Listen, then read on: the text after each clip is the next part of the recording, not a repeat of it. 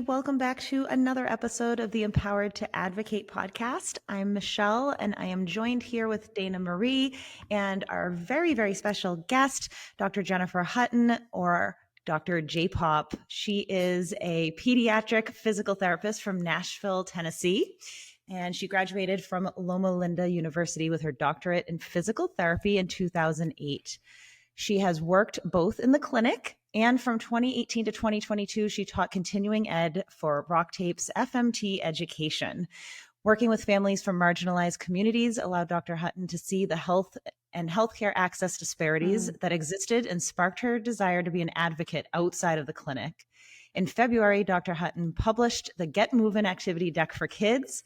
This deck is for all levels of ability to celebrate movement, diversity, and explore fun categories of creative movement, including breath, stretch, mobility, stability, balance, coordination, strength, and endurance. Dr. Hutton educates others on how to be effective allies to BIPOC and other marginalized communities through her anti-racism and allyship workshop series, her membership program, Building Allyship, and her podcast, Beyond Allyship. Dr. Hutton's mission is to facilitate spaces of connection, accountability, constructive challenging of ideas, and community learning, helping others strengthen their voice and stance as changemakers in their workplaces and community. Thank you so much for joining us today. Thank you So for excited. having me. Yay. So I do like to turn this over to you to just give a little intro of yourself. And then we'll just, have a fun conversation about all the things that you're doing, because you're doing so many incredible things. Well, the first thing I want y'all to know is I do take a break. I do rest because it sounds like I do a lot, right?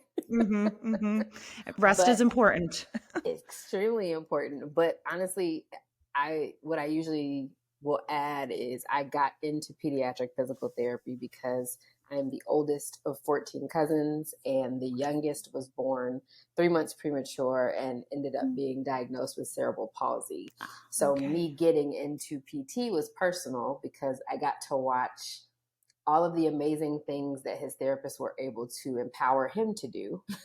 And it's hard to get a kid to engage with hard activities, especially when they don't want to. So I watched it and I was like, man, PTs are pretty awesome. Like they get to do all of these dope things. And if the doctor says, hey, the kid won't be able to do this, so don't even try it, I get to be the rebel that tries it. So that is what sparked me getting into healthcare.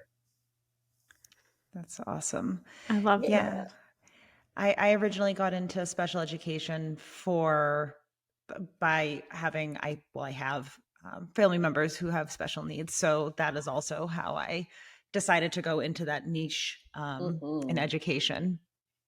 I think it changes how you move when you're in it too, because there is that personal link of how you would want someone to show up for your friends or your family. So you tend to show up in that same way. Yeah. So tell us, or tell everybody, a little bit about what does a pediatric PT actually do? What's a day-to-day look like? I call us mastermind manipulators of little children, simply because we are tasked with helping children reach gross motor milestones. So, you're crawling, you're rolling, you're walking, you're going up and down stairs, running, skipping. And yes, we try to do or think up fun ways to help you reach those milestones, but I'm sorry, kids are kids, and sometimes they're just really not interested. So you become extremely creative and you learn how to think on your feet. But probably one of the most beautiful things to me is being a pediatric PT, you become part of that child's village. You become an advocate for not just the child, but for what the family and the caregivers need as well. And you also show the parents and show the caregivers how to show up for their child. I've had plenty parents where they've said, well, I asked this provider for this and they said no. I'm like, oh, no's not acceptable. That's your child. You birthed that thing, or you adopted that child, or they are in your custody. So here's what we're going to do. So I think it allows me to spend more time with the families, which is why I love the physical therapy aspect. And when they're children, we tend to work in teams. So it's not uncommon for one child to have a pediatric PT, a pediatric occupational therapist, and a pediatric speech therapist, depending on what their diagnosis is. So it becomes a team approach to help the child basically thrive however they can. I love how you just described sort of working with the parent and caregiver as part of the team. I think that one thing that we talked about actually on a recent podcast that can be challenging is when parents are working with specialists in school, PTs, OTs, SLPs, so on and so forth.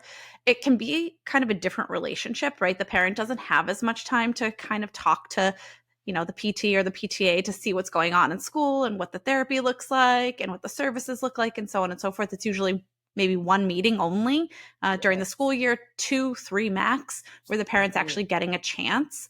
So if you could talk a little bit about sort of working outside of like that school system in your space, what looks different than maybe would happen like in a school space, and generally PT, OT, any sort of ancillary services like that.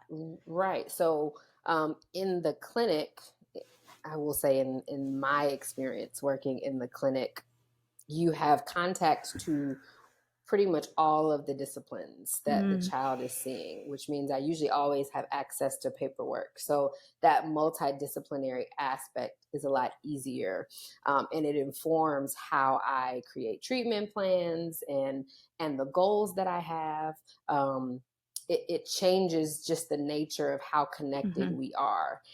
And I feel, some school PTs love it, but honestly, they are usually there to help the child function in school. And so the goals are usually based on the child being in that school environment. Now, I am a PT who, if the child has a school PT, I want to talk to them.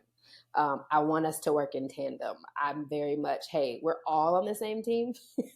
So if a parent says, I don't know what they're working on in school, then I usually say, well, can I talk to the PT and we can kind of coordinate what our goals are so that you, the parent, can know, hey, these are all the things that we should be working on. But that is typically the difference. And then some districts, some places don't have as much coverage as they need. So a lot of school PTs cover like whole district, not just one school, which can be hard because that means you may not see a kid every week, depending on how well staffed your district is. Whether if we're sitting in the back and we have an open spot, they're going to fill it. So we always are going to be able to see our kids for whatever frequency we need to. Yeah. That collaboration piece is really so important. The being able to speak not only with the other people on the team, but across the environments. Because I think there's also this piece too, where that matter of consistency of goals to help generalize skills across different settings. So if you're working on certain skills in school and you're working on certain skills in the clinic, but they're not necessarily all the same skills. Now the child's working on twice as many goals, but not across settings, right? So, yeah. Yes, which is why I like the team approach for sure. Us too. Yeah, we do too. We do too. What is the difference between a physical therapist and an occupational therapist? We get this all the time. So it's funny because when they're younger, there may not be a lot that's different, because if I'm working as a PT, I said I'm working usually on those gross motor milestones. An OT, by definition, is usually working on daily tasks, daily skill sets. So for a child, it might be feeding yourself. It may be getting dressed. It may be going to the bathroom. But if it's a 5, 6, 7-month-old, then a lot of us are we're working toward the same goal, because if the 6-month-old is not rolling, but we know that they can, then most of our activities are going to be in tandem when it comes to what we're working toward. But of course, the older they get, it's okay. Are they able to follow multi-step directions? Okay. Can they take in the information that's being given and follow what you're asking them to do? So it becomes, how do they function in life with these gross motor skills versus us, where we're still like No. Those gross motor skills. We're still working on your balance. We're still working on your running. We're still working on you being able to move through different positions. So I always felt like the OT job kind of evolves into different skill sets as the child is growing up. Really interesting. Yeah, that's helpful. Because there are definitely parents and even teachers who are, don't know the difference between, or even what they're like, oh, well, this person comes in to see my student every week and I have no idea what they're working on. Again, this piece about, that collaboration and even understanding what they're doing to help so if you're working on the skill in the OT room or the PT room or in the clinic, we want to be able to see, is this transferring into the classroom? Is this transferring into the home? So if folks can understand what you're doing, then they're better able to see, oh, this is what's happening in that half hour each week or this hour each week. And it's a great example that I usually use because everybody will understand it. If a child cannot hold a pencil in the classroom, then we're working on Pincer. We're working on their ability with their fine motor skills. So yes, we may be playing with paper clips and doing little things with our finger, but it's all to get us back to the point where you can hold that pencil and do your writing skills while you're in school. Yeah. Makes so much sense. Well, we started out by throwing our listeners a softball. So now we're going to really get into it. Let's do it. Now we're going to get into it. So still applies to your work as a pediatric PT. But you talked in a recent conversation with Dr. London. It was actually, I think, your follow-up conversation with Dr. London about collective trauma. And I think you were specifically talking in reference to the Tennessee 3 and what it feels like as an adult, as a caregiver, as a specialist, to feel dysregulated, to feel angry, to feel like you've experienced trauma in some way, shape, or form, and how you can't then pour from, an empty cup. I think it was Dr. London who used that sort of analogy towards the end of the conversation. How does that show up in your work, right? Because you're saying that you got into pediatric PT because of a family member, which is very personal, a family member with CP, and working with kids of all abilities, as we all know. Michelle and I have been in special education for a long time as well. It can be really challenging when you yourself are feeling the effects of COVID-19, family stuff, just the collective trauma of living in the United States of America. Sincerely, how do you then, as the person who's servicing young people, sometimes really little people with disabilities and different abilities, how are you able to sort of navigate it? You mentioned rest at the beginning, which is why I wanted to bring it up, but how do you navigate that, taking care of yourself in order to obviously be able to take care of the folks that you're working with? I will say when I was full-time in the clinic, my boundary game was strong outside of the clinic. I really didn't do a lot of socializing during the week. My workout routine was mandatory. There were things that I would do at work, like maybe during lunchtime. I actually went into a treatment room and took a nap, especially if I was having a really long day with a lot of complex kids. If I might not have gone into the lunchroom with my colleagues to eat because sensory wise, I may have needed to just put in headphones and knock out some documentation because maybe that's what's hampering, me being able to move forward during the day. I think one privilege that we have as PTs or as therapists, differing from teachers, is I can say no to a patient. I can say, hey, we don't work well together and it's stressing the child out, which means it's stressing me out. Can we find a better fit? Not because I'm trying to get rid of it, because I love a difficult child. I wouldn't even say difficult child. I love a child with needs that maybe don't match my skill set. Let's put it that way. Yeah. I love that, because then I'm probably going to go figure out what skill set I need to service the child.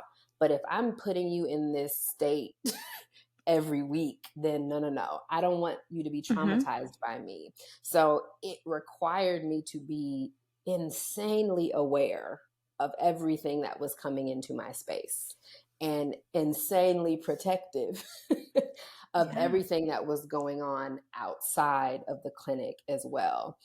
And my friends would say, you're really like no fun during the week. Nope, I can't send you 1,000 text messages during the week. We can talk on the weekend, because Mm-hmm. all of my energy, I chose a profession that I wanted to channel my energy into these kids, and they're going to get it. They're going to get all of me. So it definitely required strong rest, strong activity, and strong boundaries is what I would say. I think that in 2023, I think definitely from 2020 and on, that term boundaries has become a very important word for folks to internalize, and for it to not just be another buzzword on Instagram, right? I feel like there's a lot of really great ideas and concepts that then Instagram takes, and for, probably well intended, but it just becomes a Yes. hashtag, and then it becomes Yes. just like something that's like surface level. But really, like what you were just talking about, having this boundary, like, this is what I need during the week, and this is how I'm going to uphold this, for not only for me, but for the goodness of the folks that I work with and the folks that I love in my life, right? Because Yes. when we have strong boundaries, it benefits everybody. It does. It does. I think 2020, and I will be grateful for the day when we don't have to say that. But here we are. Since 2020, everybody was actually able to see how people were overriding their boundaries, or how they didn't have them at all. So in a state where everybody was kind of not knowing what was coming next, some of us were in panic mode, some of us were essential workers, everybody was really at that heightened sense of, I need to figure out how to keep myself safe. And it's why you saw the max exodus out of some of the workforce. It's why a lot of people started working for themselves, because they realized, I'm the only one that can create the system that I need to feel safe, or feel rested, and feel like I can show up for people. So I think that's why it became such a buzzword. And you're right, it gets watered down. But I think the more we practice it, the more people can see, oh, this is a boundary. This is not someone being rude. This isn't someone that just wants to say no. This is someone who knows themselves enough to say, nah, this is what I need to be okay. And as long as I'm not harming anyone else, then everybody should respect it. Which I think is good to model for kids and families anyways, right? I mean, like, I think of the parents who, it's probably the parents and caregivers that you come into contact with a lot. It's certainly the parents and caregivers that Michelle and I come into contact with are just, they're working. They're working at their day jobs. They're working with their families. They're working with their kids. They are working, and they're tired, and they come to us and they're usually overwhelmed to some degree. And that's why they're seeking support, and they might feel burnt out, or they've maybe already they might be beyond burnt out at that point. And so I think that, I struggle, Michelle knows I struggle with boundaries. I think when you go into the helping profession, it's something that you have to do a little bit more intentionally than maybe folks who aren't in a helping profession. And that's a broad stroke and a broad statement, but my sense is that when you're working directly with people, young people especially, it's really hard to set that boundary, because it's a little life on the other end of your work, right? It's not just some, spreadsheet or whatever. So one thing I've been trying to retrain myself to think is, if I model kind boundaries, not just boundaries, but boundaries that feel kind and respectful, I wonder if a parent will or a caregiver will look at that and think like, maybe I can do that for myself. Like, maybe I don't need to feel as urgent. Maybe I don't need to respond to the teacher 1 minute after the teacher sends me an email. Like, this is my kid, my family. I can like take a moment to sit back, and maybe I can get back to them tomorrow.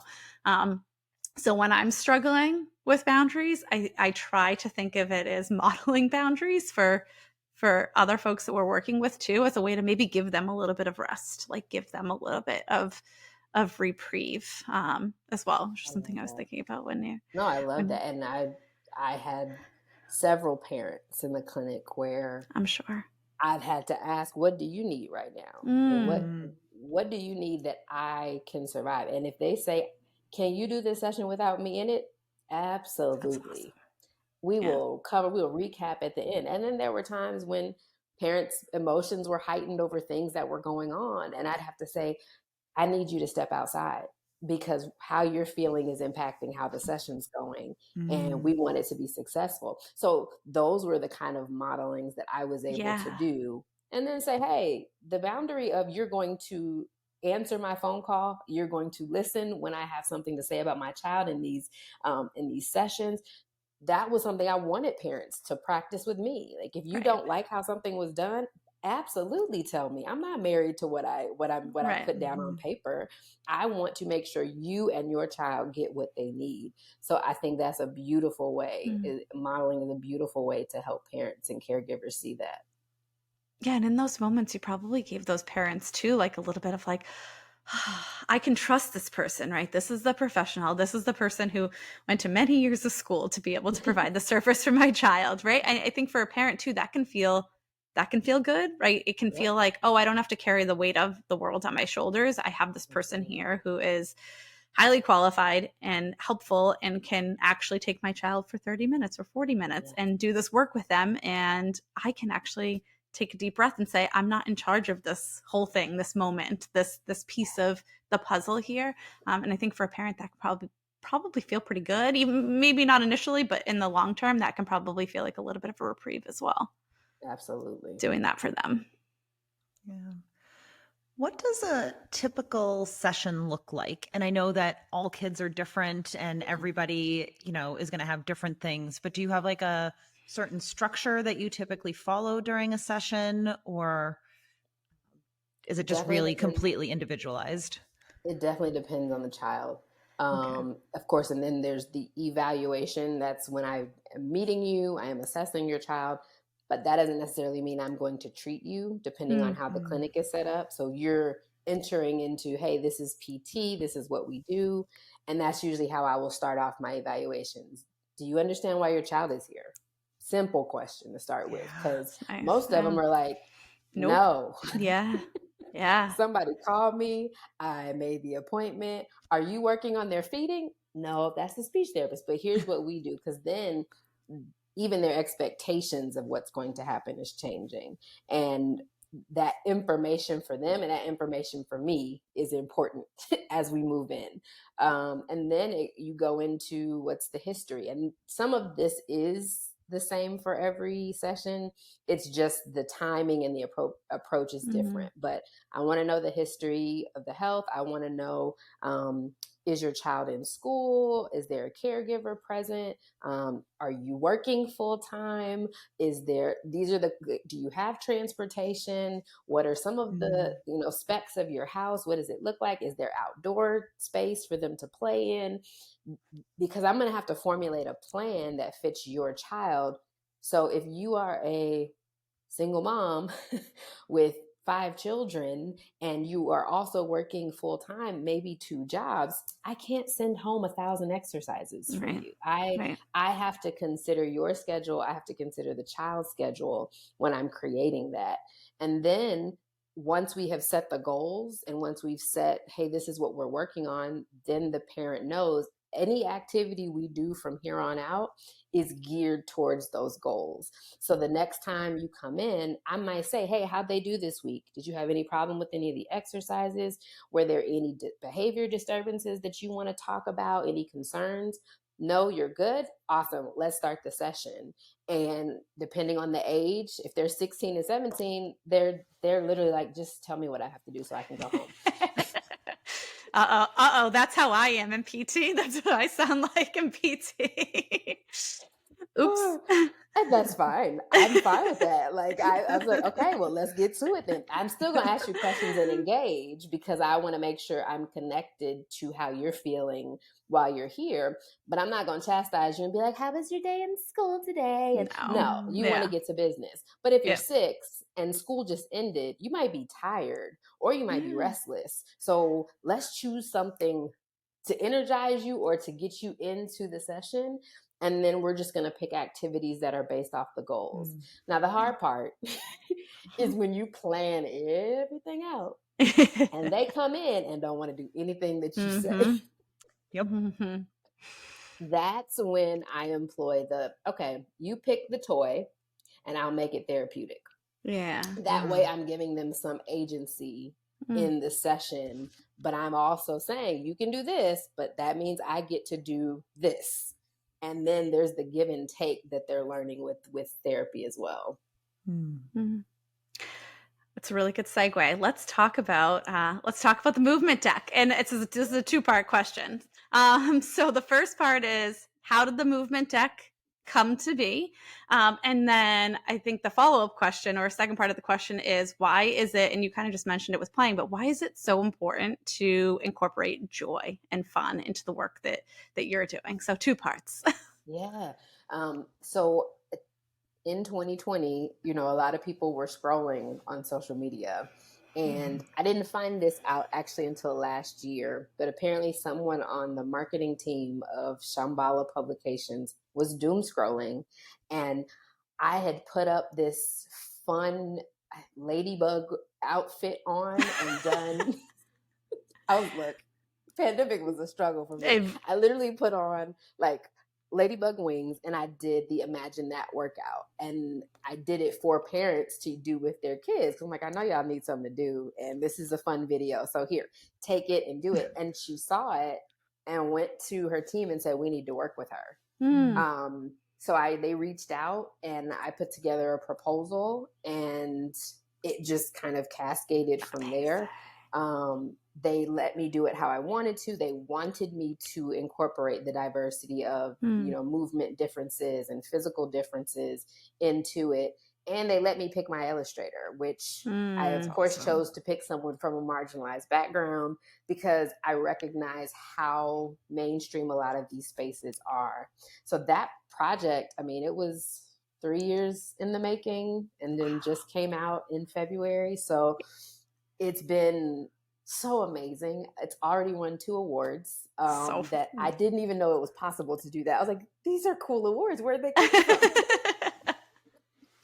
But I think my desire to incorporate joy and movement, let's start it this way, is there was a rule in our house. You had to play a sport and you had to play an instrument. And I liked certain sports, but I personally was a dancer. Like, I loved to dance and tap and act and do that sort of thing. But my parents' rule was, okay, if you don't do a sport, you have to be active at least. And while I hated it at 11, by 16, I was saying, hey, I have play practice at 6. I'm going to run to the Y for 30 minutes and do whatever I choose. And then I'm going to come back, because they had started to instill movement is important for your mental health, not just for your physical, but your mental health. And all I wanted was for it to be fun. And so my goal when it comes to movement in children is, please make it fun. Why would they want to come back to something that's not? There's enough hard stuff they're dealing with in the world, especially if they have a disability. Why would I choose to make them move and then make it boring? So I think that's why it's so important for joy to just be infused into whatever movement I produce for kids. I love that. And I will say, so I have a deck. I actually meant to bring the deck home with me so I could show it. But it's when students come to visit me, I'm not in the classroom anymore. So when students come down with their teachers to visit me, I'll let them pick a card from the deck, and they'll, do the movement, as long as it's something that is accessible in that moment for them. But all of our kindergarten classrooms, our integrated kindergarten classrooms, and our sub-separate classrooms have a copy of your movement deck. And it's really fun to watch them using it, and to have an option for a resource for them and the teachers where they can see kids that look like them is just so, it's just so powerful. And so I really appreciate that you birthed this into the world for kids and families to have access to.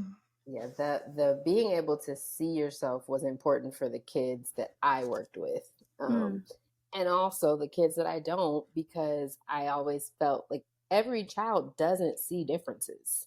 And that's why they stare. That's why they have questions. That's why it feels foreign to them when they come in contact with it. But even if you put it in illustrations, it's still some type of, exposure. Mm-hmm. So that was another big piece of it for me. I think that I know that there is so much bias and, things that aren't thought about when people are creating materials for therapists and creating materials for educators. And like, we've come a way, but we still have a long way to go. So this is one beautiful step in that correct direction, right? My goal is to create more. Yay. And I think now that I have my own business, I understand why there are not as many tools out there. And it's simply because if you don't have experience with it, it doesn't even come to mind. Usually when I talk about bias, I talk about identity.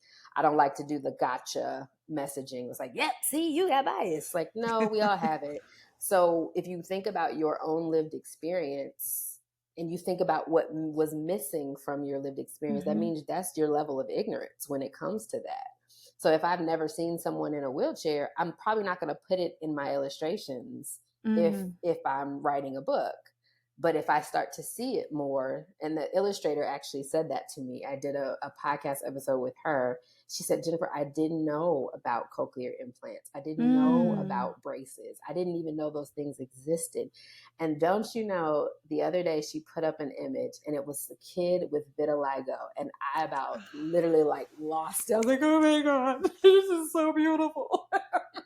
Beautiful. But it was just that showing her that she said, I want to know more about the other beautiful differences that exist that I could put into my illustrations. That's so beautiful. I have to admit, I cannot remember where I saw this. I don't know if it was on your website. I can't remember if I listened to it in a podcast episode. So I have no idea where the sourcing came from, but it was you who said it. I know that. Okay. But you had talked, which feels very connected to this conversation about you don't know, quite frankly. And I think one of the things you were talking about is how PT and OT assessments, many PT and OT assessments were normed on only young people, children from the United States and Canada, right? So like just thinking holistically, a lot of the work that Michelle and I do is with parents and caregivers trying to understand evaluation results, right? Trying to understand evaluations in general, why their child is getting evaluated, assessed, so on and so forth, how those results will be used, so on, And I think one of the things that can be challenging in that space, obviously, is that many of these assessments and evaluations are normed mostly on white children, quite frankly, and Western white children. And I think the general public isn't super aware of that. And I back to sort of your work, I think that we don't often see representation, right? Not just in like illustrations, like you said, with the deck and with, books for young kids, but we don't often see representation when it comes to how we even service children with disabilities, from the evaluations all the way down to practice and everything in between. And so I think that obviously the work that you're doing is so important on so many levels, but even just opening that conversation around how we're even looking at kids, seeing what they know and what they don't know and what their strengths are and where their areas of need are. We have historically done that in a way that is so inequitable and so racist, obviously. And just even opening up that conversation. And so I guess my question is, how does, because your work is expansive and you work, it is, and you work as a pediatric PT, but maybe not everyone here knows, we talked briefly about at the beginning, that you also run a course and a podcast around allyship and what it means to be a good, responsible ally. And so I guess my question is, how do all those things kind of fit together in the PT space, the pediatric PT space? I think you actually said it. We're helpers. We are service providers for humans. And if that's the case, then we care about what the human needs. We care about their lived experience and how what we do fits into who they are and who and what surrounds them. And allyship is pretty much the same thing. I always say allyship is literally just caring about someone else's lived experience and also how they experience the world. And everybody, the three of us here have different lived experiences that we could speak on, where one of us may have had a little bit more privilege in an area than others. We are three women, but when it comes down to the conversation of intersectionality, I still experience the world differently than my female counterparts. So it literally, to me, I said, technically allyship should be healthcare. It should be how we show up in these spaces, minus the ego, the degree is great. It got you in the door. But I always say that person knows their life better than I do. So I can't come in and say, we got to do X, Y, Z. And I can say, hey, here's what's expected. But I want to make sure that we are servicing your needs. So talk to me about you. What does a day look like for you? What does school look like for you? What does mealtime look like for you? Because then I can take my skill set, because hey guys, if you don't do it the way that school taught you, it's still your skill set. Just letting everybody know it's okay to take it, because that's the foundation of your knowledge. But then because you are a service provider, how does it fit into that child's world? Not how does that child fit into healthcare? That's been the problem, because most of us don't fit in healthcare. No. It is a business for money. Let's just keep it real. Yep. So when I think of allyship, it to me, if I'm a service provider, I should already have that in my bag, because it's going to alter how I service those who come into my space. Yes. Yep.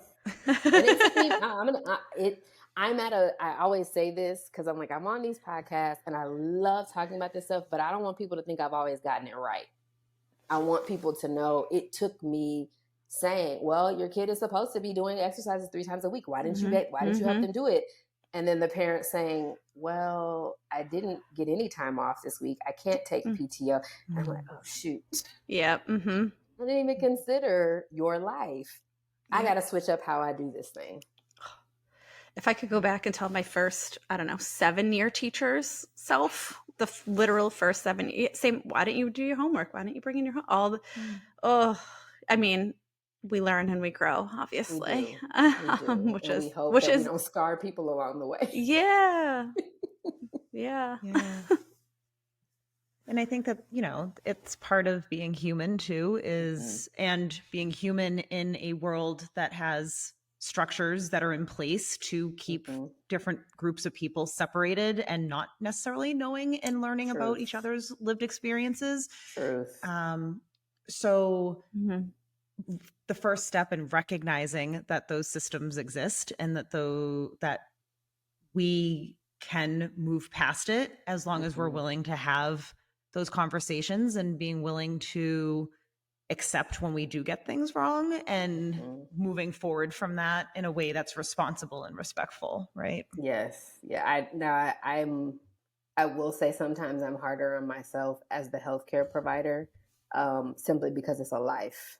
A life that I know I could alter the trajectory if I'm not careful. So I say this sometimes: everybody deserves compassion, but you also have to acknowledge when you've accepted a role that carries great responsibility. Yeah, you do.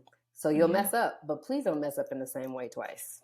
Yeah, 100%. Once you learn, do better. Do better.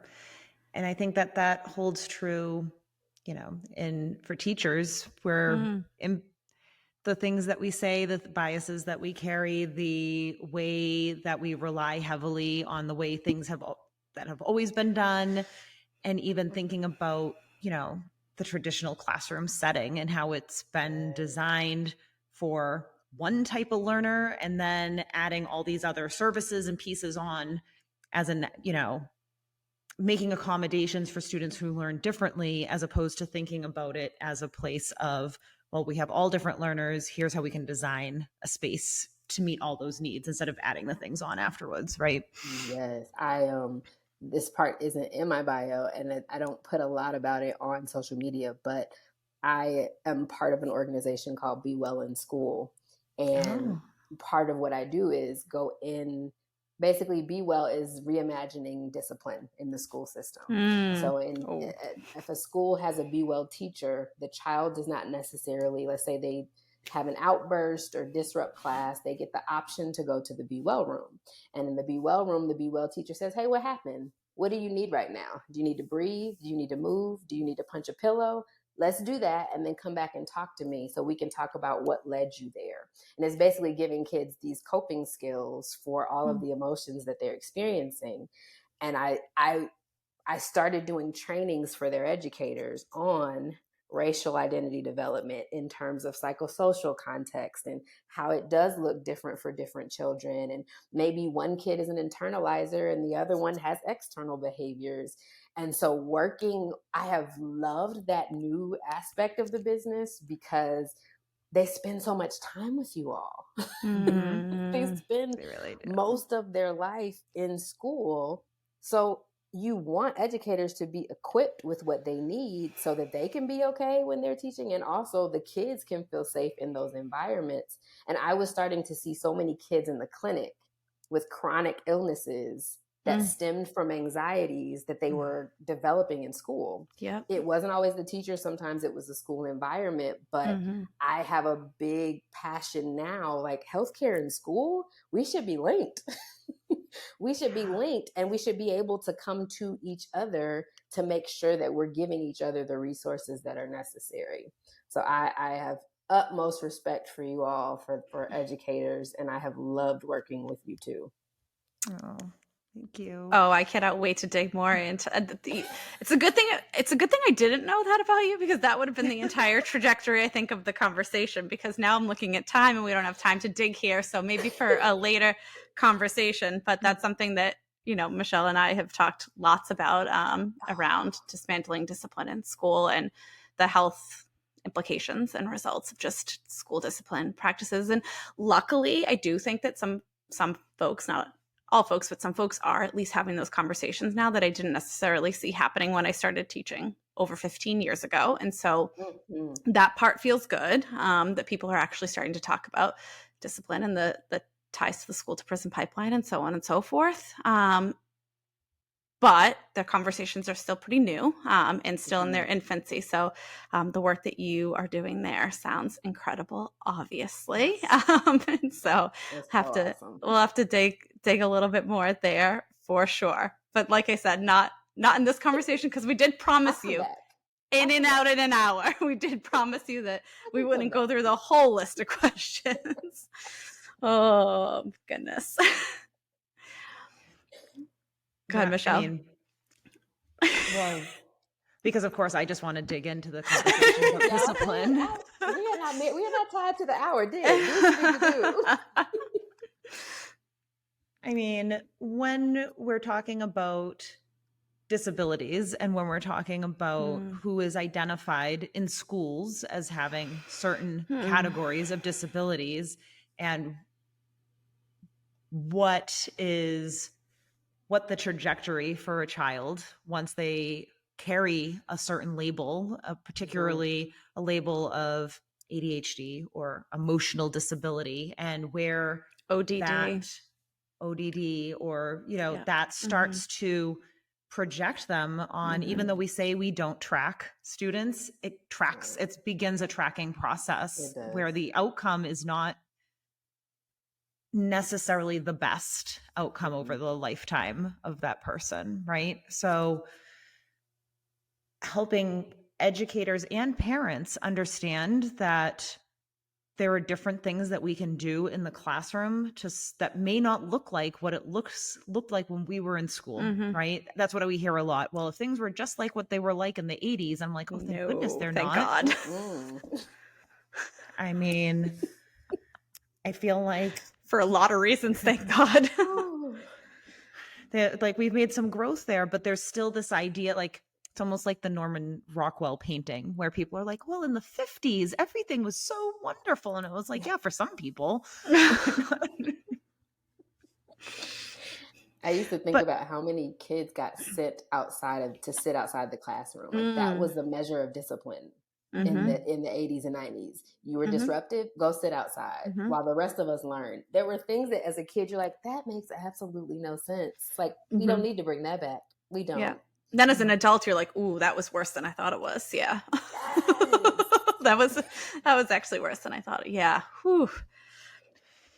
I mean, kids are still sent out of the classroom. I know. And because there's this, this idea of, well, if they're being disruptive and I'm a teacher by myself with 30 other kids in the classroom, if the student's running around the room ripping things off the walls, then how am I supposed to help the other 29 kids in the class, right? So there's this constant like push and pull of how are we best serving all 30 students in the room, and sitting in an office for some of the day and not having access to your learning or sitting there and doing worksheets is not the answer, not the solution. Not at all. Not at all. It's why I like the Be Well structure. A teacher doesn't send a child. They ask the child, do you need to go to the Be Well room? Would you like to go to the Be Well room? And the child can ask and the teacher cannot refuse. So if a child starts to feel a certain way and they say, can I go to the Be Well room? Absolutely. You absolutely can. And how it's tracked is at the beginning of the year, the kid may ask every day to go. But once they receive the skills, the coping skills that they need to regulate, we want to see it go down to maybe once a week. Maybe they're coming every other week. But just that freedom in a structured environment to say, I need something different than what you're providing, and it's right there. Can I go get it? That teaches a child so much. One, listen to yourself, which we weren't taught that. Remember, we had to I have to go to the bathroom. Wait. No, you don't. Yeah. It's time to go to the bathroom. What? I don't have to wait. Why should you? Those are the things that you think of. And just looking at the whole of discipline, people think it's just getting in trouble. It's not. Discipline is not just a child getting in trouble. It's actually them being able to become self-aware of how they feel in a moment and express what they need. So I champion educators who, even without the resources, are trying to do that stuff, because I know that it's not easy. It's not. And there are lots trying to work within and listen, like work within systems that aren't working with them, for sure. Working within systems that are certainly working against them. And people are still trying to do good work. But I love, I think in all of our work, what you just said is so crucial to giving students, young people, children, as young as the littlest ones, the ability to know what's going on inside their body and to be able to be in tune and in touch with what's going on inside and outside of their body and what feels good, what doesn't feel good. Like you said, going to the bathroom, but also just it's too noisy in here, right? My ears don't feel good. My head is about to explode. When we were kids, nobody told us to listen to our bodies. You ate at a certain time.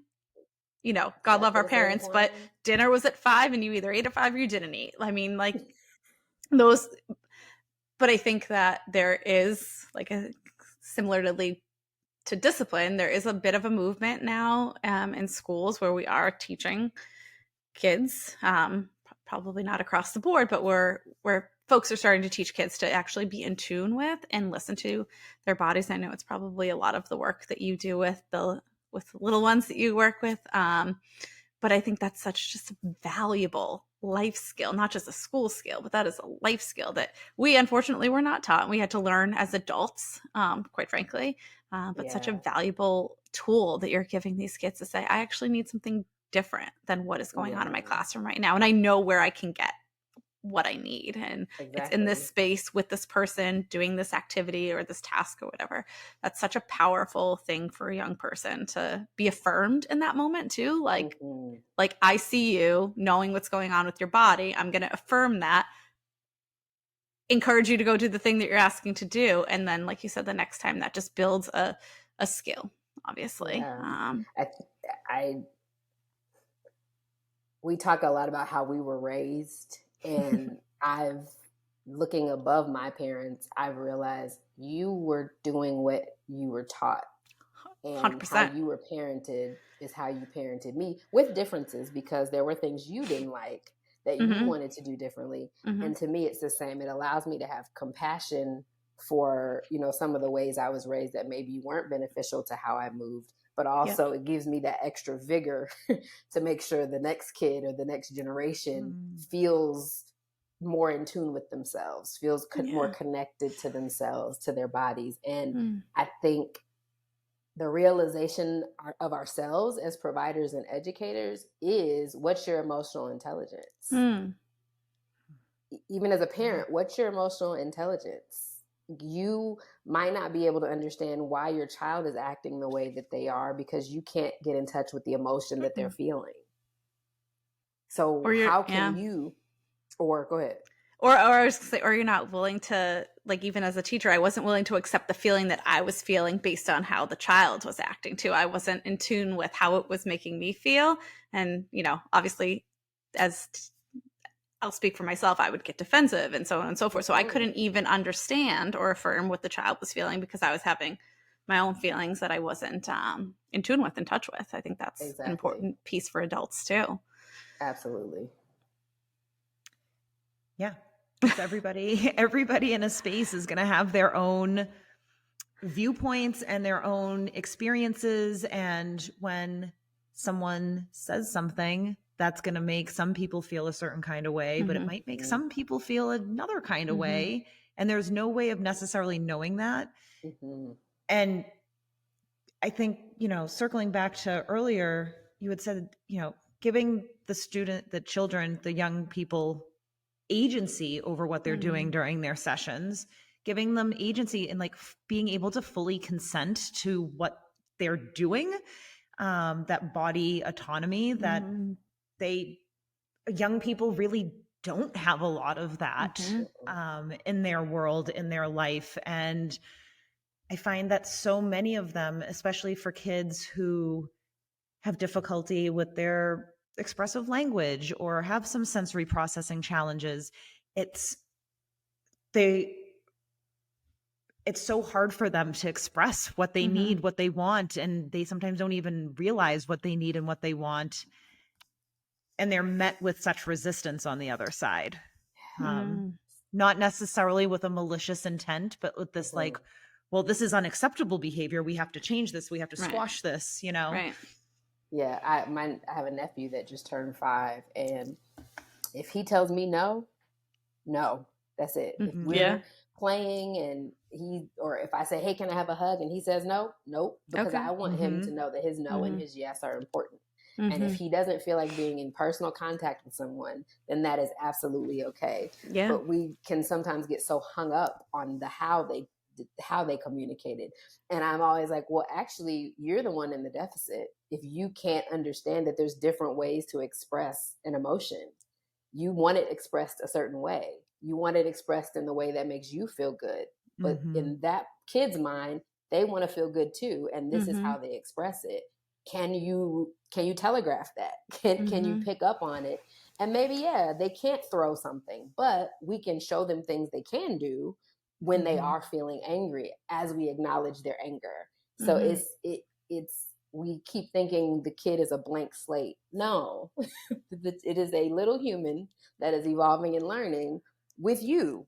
So what can you do to better yourself for this child as well? Wow.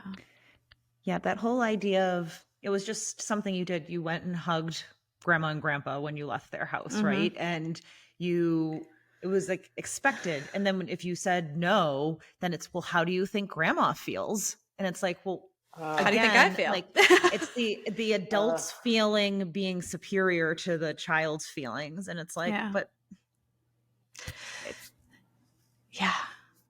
I think I've seen this beautiful shift though lately. Like even when I'm around like my friends and their kids, I've seen a shift where folks are asking kids for consent.